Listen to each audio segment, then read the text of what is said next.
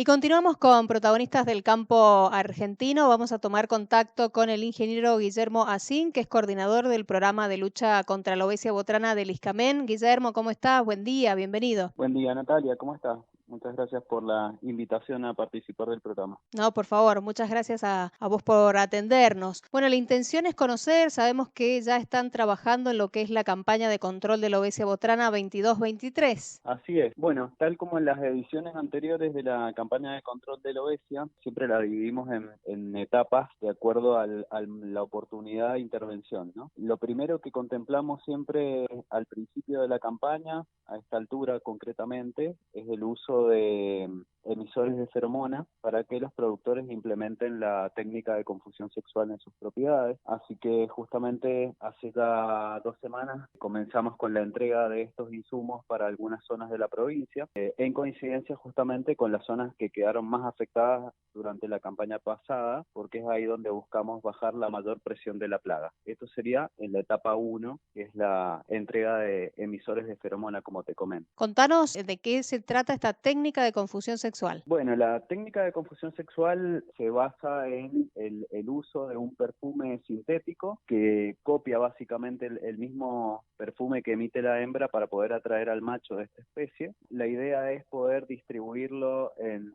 las propiedades a este perfume mediante unas ampollas plásticas básicamente que contienen el perfume y lo van a estar difundiendo al aire durante más de 180 días. Y mientras esté saturado este perfume el aire de la propiedad, los machos no pueden localizar a las hembras, con lo cual se evita básicamente la formación de parejas y con lo cual se evita que tengan descendencia y de esa manera disminuimos notablemente las poblaciones de la plaga. Es una técnica muy buena porque es muy específica, no afecta al resto de la fauna presente en el viñedo, pero es un recurso bastante limitado en cuanto a su disponibilidad por parte del programa porque es un recurso bastante caro y es un recurso que es importado, con lo cual por todos lados por donde lo miremos siempre tenemos limitaciones para adquirirlo. Así que como te digo, hemos confinado más que nada su uso a las zonas con mayor afección de la campaña pasada, son unas casi 30.000 hectáreas que estamos cubriendo y bueno, en la página del ISCAMEN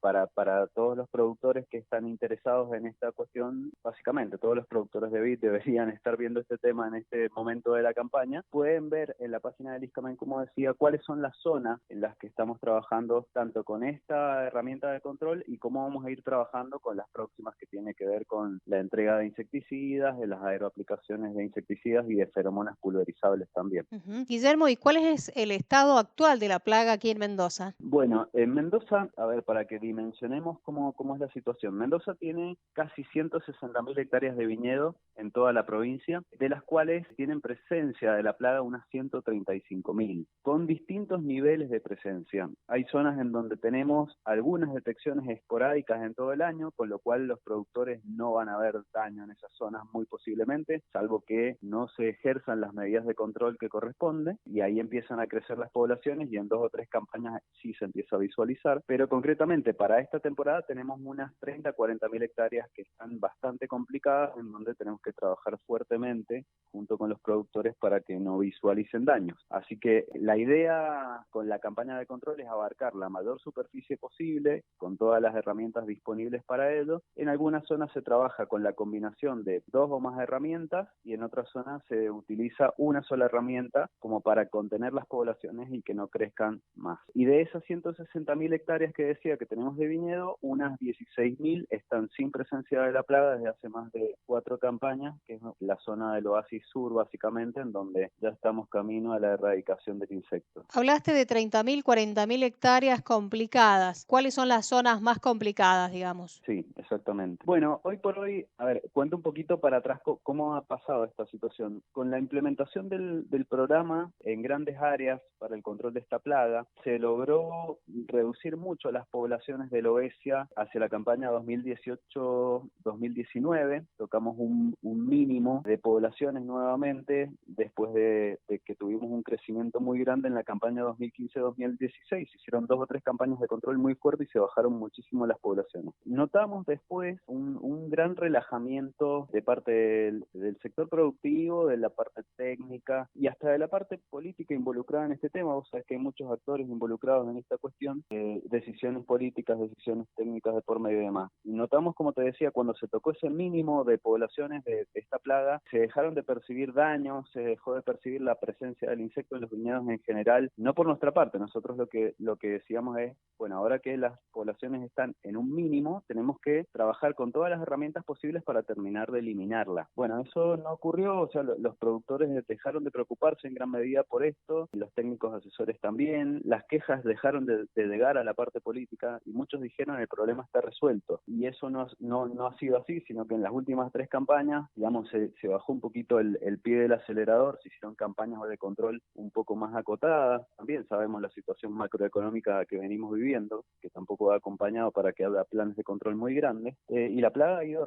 lentamente retomando sus poblaciones. Y hoy por hoy, con todo ese panorama que acabo de describir, tenemos una situación bastante compleja en la zona de Valle de Uco, entre Tunuyán y Tupungato, que te puede llegar a llamar la atención, porque ahí tenemos, digamos, firmas bastante grandes, con buenos asesores técnicos y demás. Bueno, en esa zona nosotros hemos visto un gran relajamiento en cuanto al control de la plaga en las últimas 2 o 3 campañas, y es donde más ha crecido proporcionalmente. Ahí tenemos un 30% de la población de toda la provincia, la tenemos concentrada ahí, en 10.000 hectáreas. Y el resto está bastante distribuido de forma muy heterogénea en el oasis norte-este. Te diría que hay un foco principalmente en la zona de Fray Luis Beltrán, los pocos viñedos que quedan por Guaymallén, y hasta alguna zona de Barrancas hay como un foco bastante marcado, en donde vamos a tratar de trabajar con esta herramienta que comentaba de la primera etapa, que son los difusores de feromonas. Guillermo, ¿cuántos años hace que se descubrió que ingresó la plaga acá a Mendoza? Bueno, la plaga se descubrió en el año 2010, por así decirlo. Se empezó a trabajar con el monitoreo desde que Chile dio aviso de la presencia de la plaga, que fue en el año 2009. Y a partir de ahí empezó básicamente, a generarse estadísticas en cuanto a la presencia de la plaga, tanto en las poblaciones como han ido variando, y a nivel territorial en cuanto a su dispersión, para ir conociendo la situación de la plaga año a año, y en función de eso nosotros, digamos, nos hemos apoyado en esa información para desarrollar los planes de control cuando se han aplicado planes de control en grandes áreas, y por eso se tuvo bastante éxito, porque se conoce a ciencia cierta cuál es la distribución real de la plaga. Claro. Guillermo, esa relajación fue después de la campaña 2018-2019, que creo que fue con aplicaciones aéreas también, ¿no? Sí, las aplicaciones aéreas han sido una herramienta bastante importante en algunas zonas donde tenemos combinados viñedos abandonados con viñedos en plena producción, porque nos permitía tratar homogéneamente grandes zonas, como lo es el este, por ejemplo. No obstante, sigue y ha seguido siendo importante la actividad que hace el productor también de aplicación. Siempre decimos que la aeroaplicación es una herramienta importante, pero no deja de ser un complemento, porque la aeroaplicación también tiene algunas limitaciones. Es decir, cada herramienta tiene una serie de ventajas y una serie de limitaciones. No hay una sola con la cual logremos solucionar el problema. Los difusores de feromona, por ejemplo, que son de lo más eficiente que hay, en un viñedo en donde no tenés un marco de plantación regular o donde hay vecinos que no hacen los tratamientos, deja de funcionar bien. Los insecticidas, cuando son aplicados por el productor, vos bajás un porcentaje alto de la población, pero hay otro porcentaje que se te escapa del tratamiento. Por eso es la necesidad de combinar herramientas. Cuando haces aplicaciones aéreas, vos cubrís grandes áreas, vas a trabajar en propiedades donde de otra forma no se puede llegar, porque son propiedades abandonadas o semi abandonadas, donde directamente no se están haciendo tratamientos, pero hay rincones de la finca en donde la aplicación puede que no esté llegando muy bien, por ejemplo, pegado a las alamedas, y en esos sectores es sumamente importante que el productor haga su trabajo. Por eso siempre decimos, hay que combinar distintas herramientas para lograr el mayor control posible. Pero sí, en esa campaña las aeroaplicaciones fueron una herramienta muy importante, y para sostener poblaciones en el oasis este, que hoy por hoy no lo tenemos tan complicado, es gracias a esa herramienta justamente. Bien, recordanos para ir cerrando ya el ciclo, ¿no? Que hay que estar atentos básicamente varios meses. Sí, bueno, el conocer el ciclo de la plaga es algo clave para poder definir qué herramienta utilizar en cada momento. O sea, el productor que tiene concientizado qué es lo que está ocurriendo biológicamente con el insecto en su viñedo, tiene muy claro qué herramienta utilizar en cada momento. En este momento momento lo que está empezando a pasar es que el insecto está saliendo de su estado de diapausa o de su hibernación, por así decirlo, que es debajo de la corteza de la vid.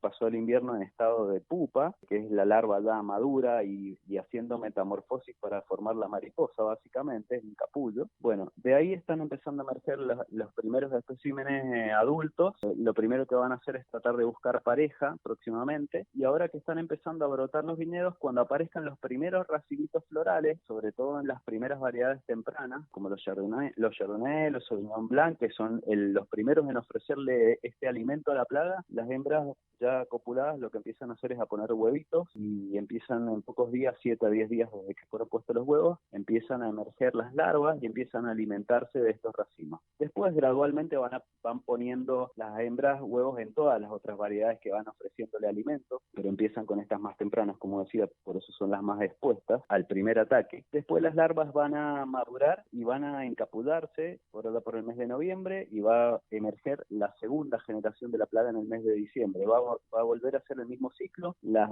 hembras van a ser copuladas, van a poner huevitos ya en unas baldas verdes en tamaño de grano de arveja, nacen las larvas y empiezan a perforar los frutitos. Ya la larva madura después va a generar un nuevo ciclo, van a emerger mariposas por allá por el mes de enero nuevamente, y ya el ataque es sobre fruta casi madura, con lo cual las perforaciones son un gran problema, porque empieza también, si hay condiciones de lluvia, puede aparecer la botritis. Así que ese sería el daño secundario. Por lo tanto, tenemos dos tipos de pérdida: el que ejerce la misma larva por su alimentación, y el daño secundario, que es la botritis. Tenemos hasta 4 generaciones en la temporada, con lo cual la multiplicación del insecto es muy grande si no se hacen los controles de estas 2 primeras generaciones en el mes de octubre y en el mes de diciembre, como comentaba. Por lo tanto, Guillermo, las pérdidas también son muy grandes. Las pérdidas son muy cuantiosas cuando las poblaciones no se controlan como corresponde.